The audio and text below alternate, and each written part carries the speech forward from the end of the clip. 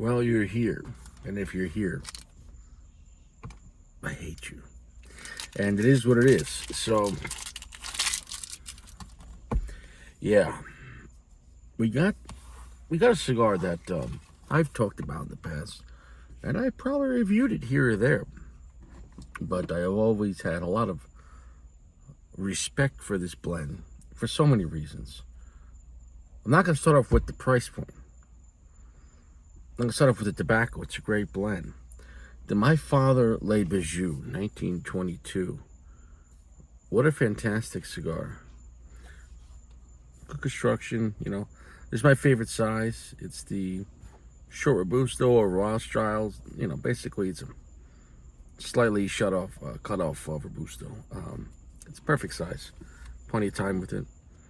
It's got basically, you know, double bands and the velvet panties there on the bottom. What a fantastic cigar.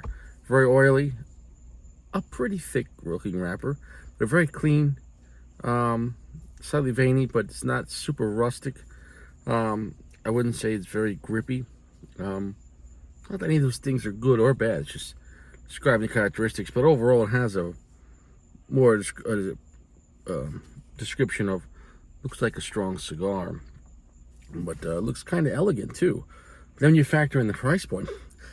Still this day and age, $7, $8 at a lounge for this. That's like better than the price point. Well, it's better than a lot of the competitors at that price point. So, excuse me as I fall asleep reviewing this piece of shit. No, as I fall asleep. All right, that's exciting. The point is this.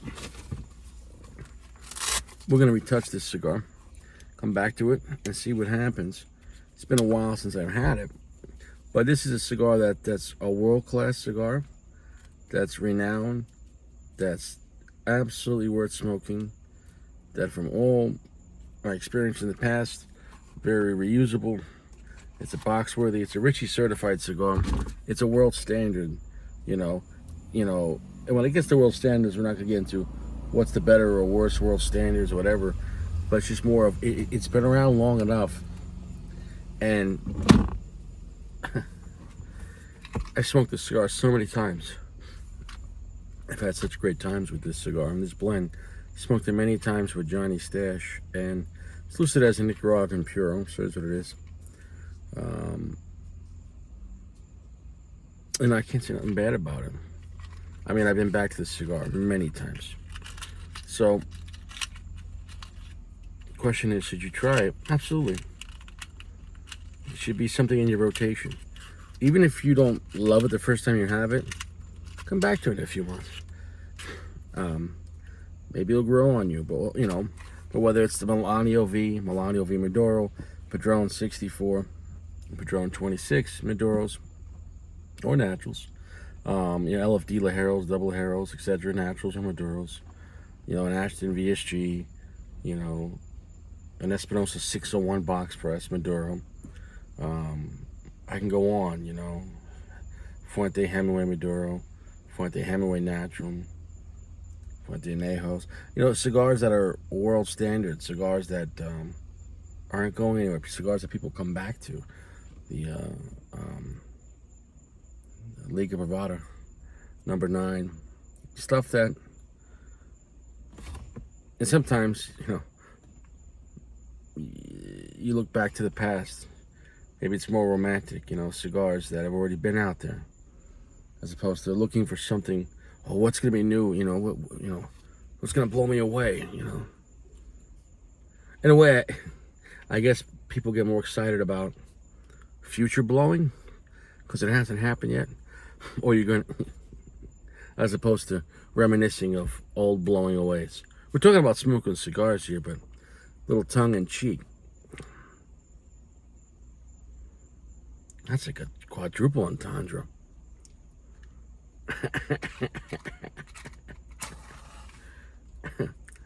That sounds like something people go for on a Saturday night, a little tongue in cheek. That's funny, right? Living in Sodom and Gomorrah, can't stress it enough. Soft, gentle heat. It is what it is. He's still working on me. What a draw.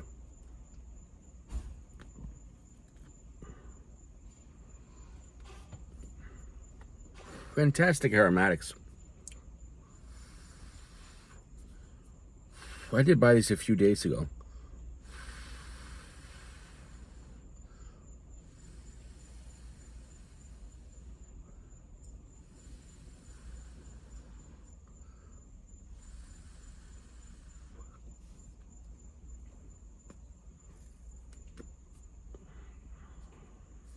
Mm.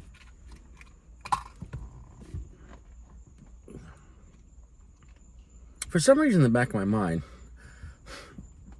I forgot that this was a Nicaraguan Puro. I always thought it wasn't. Or, I don't know.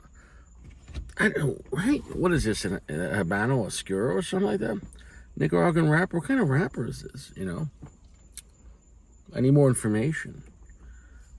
For some reason, in my mind, I thought this was a broadleaf, but it's not. I'm going back from old memories.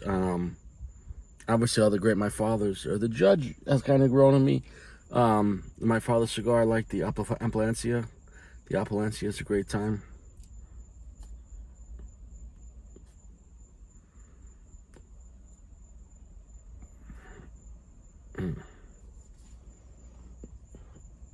We're at a medium full. What else are we talking about here? It's very oily. Sticks to the tongue.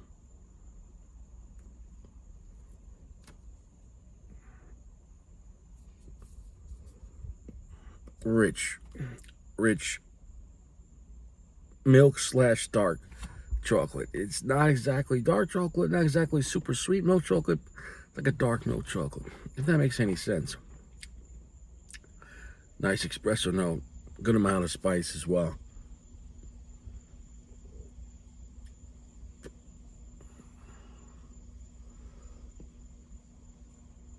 Kind of heavy on the earth. Oof. Red pepper kicking up on the back end there, letting go that smoke, and all of a sudden the nasal. Yeah, it's a dark cigar, where at least it's 75% darkness right now. Finish is very long and heavy, and that's off the first quarter-inch. So the cigar's got a lot of power. It's got a good amount of balls, and it's not going to kick your ass unless you can't handle cigars. But for guys that smoke strong cigars,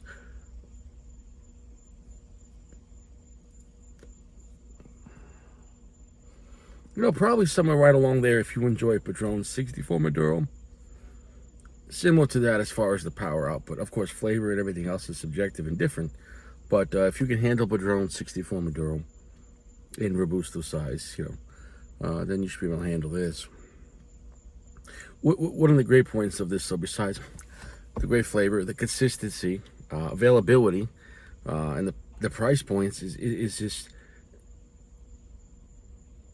all the price points. That's I was going to save that. Fuck, I gave away. It's very affordable quality. It's an affordable, luxurious type cigar. My father, when these came out, the boxes were amazing. They still are, The production value and everything is very nice. It's a strong, dark, spicy, semi-sweet Nicaraguan cigar. So what's the catch? Why was this only $7, $8 in this size? Of course, when you go larger, price goes up. Especially change sizes, with torpedo or something, you can get up to $12, $13 depending on the size, right? And because this was at a very low price in Florida at Neptune's. You go to regular shops, in New York, you could find this easily $13, $14. It's going to be what it is, right?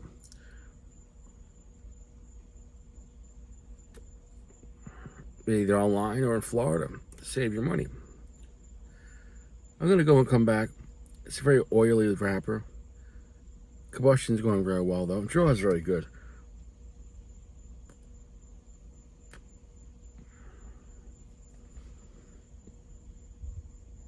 I'm glad I came back to this cigar.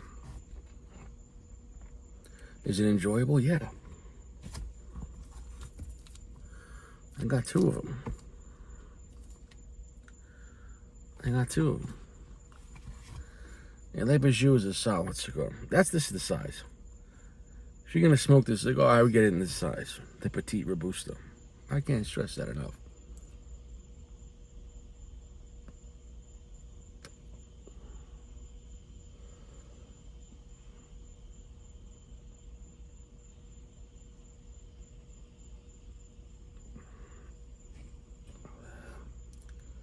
It's just a little bit of floral notes coming into. I don't know if I normally got that or didn't pay attention that much.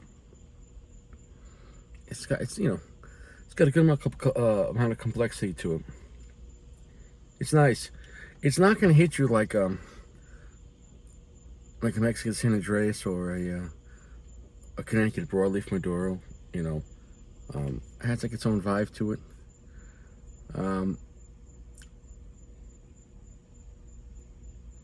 As far as describing its competitors, we could talk about, dark, strong Nicaraguan cigars overall. It's released 3/4 strength and, 3/4 darkness, But as far as the flavor profile and the way it hits, that's another situation. I think there is something about this compared to like a Padron 64.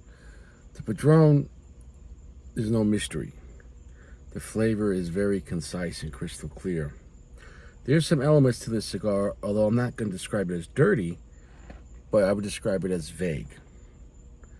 Now, that might be a good or bad thing. To me, it's just the type of cigar. I think the Padron 64 Maduro is the superior cigar, but it's about twice the price.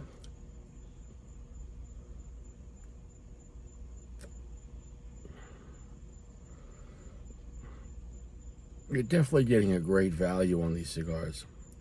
And I don't mean that to talk about the cigar like, well, it's only good because it's cheap.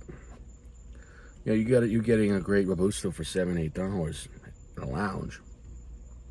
My Father Le Bijou, nothing wrong with that. It goes great with coffee.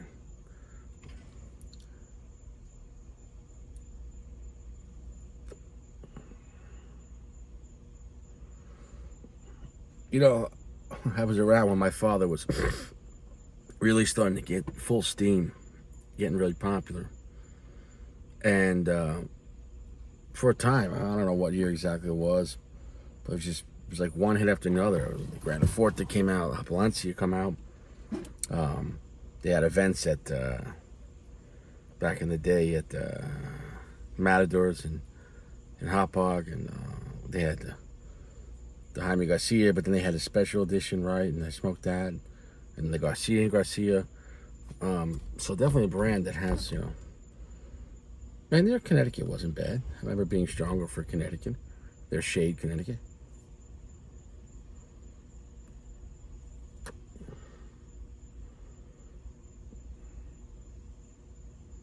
Back then when that was getting really popular, my father, it wasn't a brand that would go, oh, this is a top shelf brand.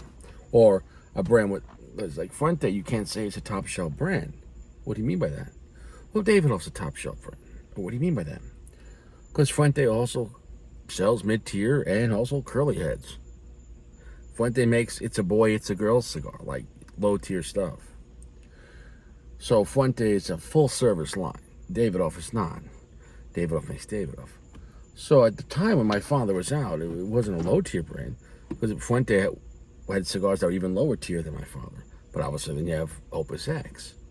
So my father was really going after the working class, mid-tier price points, but really great quality and strong Nicaraguan tobacco.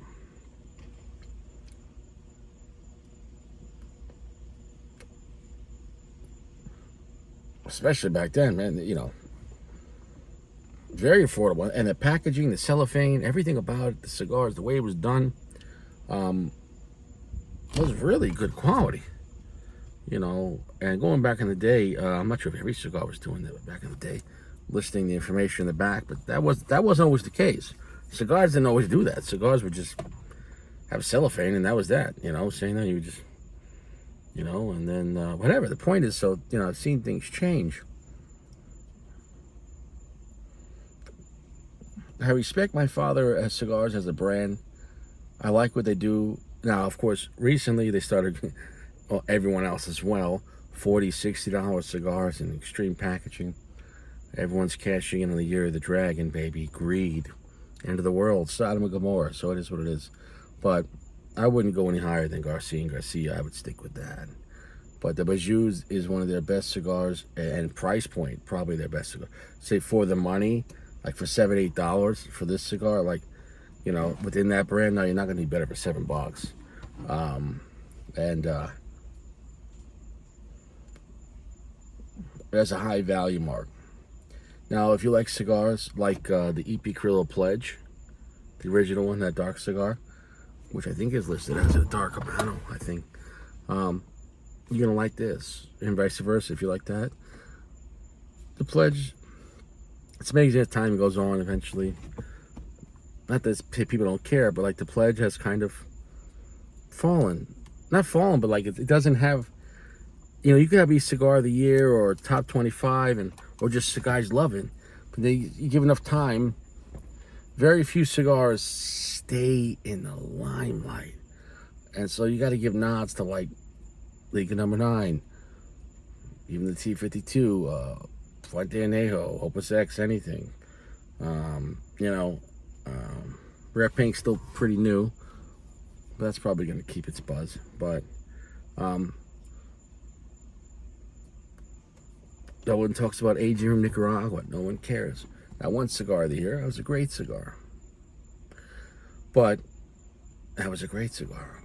But what happens is it's like an escalator, and you could be great for a moment, and it's still a great cigar, but meaning people care, meaning of people coming back to it. And there's only so much lounge can carry. Now, online stores carry a lot more, obviously. But those were a great few years. The aging room, because it was the aging room, the EP Carrillo, this Bijou,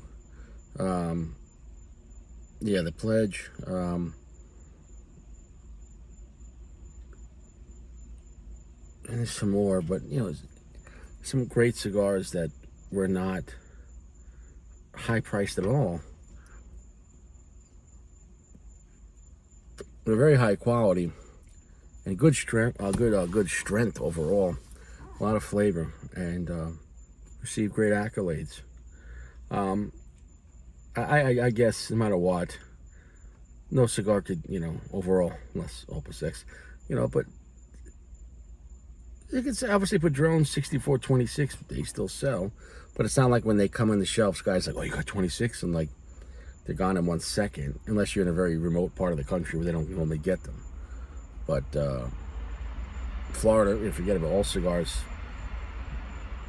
kind of end up not moving as fast as you think, because they're always, if everything's available down here. I mean, I've seen shops have the same box Opus X for 3 weeks, because like people are so used to them being around. It's like, who gives a shit, right? So I think once guys calm down, I think part of any cigars is limited availability. When something's so limited,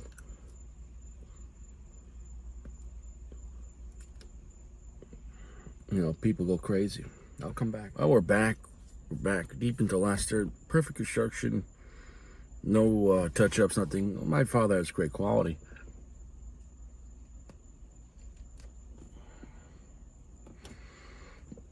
Rich roasted coffee. There is some earth. Not as earthy as like a Padron 64. Long, heavy finish. Mild, like sweet notes of caramel. Slightly nutty, but really rich charred wood, which is kind of nice as well. There still is a little ambiguity with some like slightly floral notes and some other vague, I could call it Nicaraguan spices, where can't exactly place it. So it gives it a little more mystique. Like when you smoke and I'm comparing it to Padron because, you know, they're both, you know, very Nicaraguan cigars. But the point is, it's a different kind of vibe. When you smoke a Padron 64 or 26, it's very simplistic, but very crystal clear. The notes, you know exactly what you're tasting. Here's got great flavor on this cigar, but there's some, I guess you can call mystique or, mystery, or you're like, what is that? So it's not that it's a good or a bad thing, but it's just a different kind of vibe.